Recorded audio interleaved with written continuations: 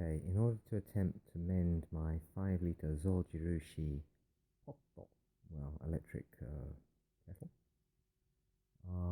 I've taken it apart and following the instructions of a YouTube video in Japanese, which I'll link to, all I did was I undid the pump to motor screws, which due to the orientation of the motor in this one, it made the motor drop down into the device, but I let it drop out again. I turned it upside down.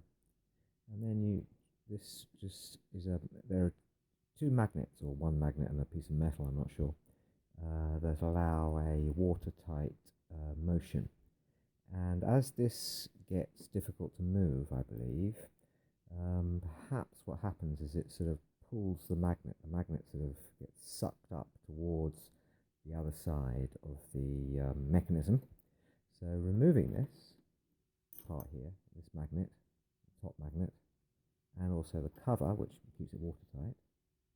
I don't know if I got that. There's a magnet on top and a magnet inside, and the way it keeps it watertight is by the magnet moving this device here. And if you move the top magnet, which connects to the pump, which I undid with the 3 screws there, you see 1, 2, 3, and also the rubber grommet.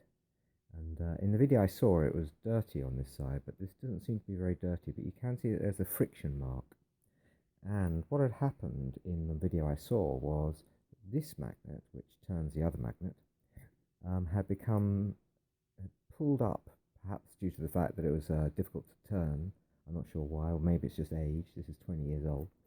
And in the video he uses a mallet, but I just pushed it in with my fingers, so that now you can see the end of the axle is poking out of the end of the magnet, whereas before it was flush with the end of the magnet. And I think that meant that the magnet was sort of pulled up towards the other one and rubbing on the inside of this thing here, so that it couldn't turn.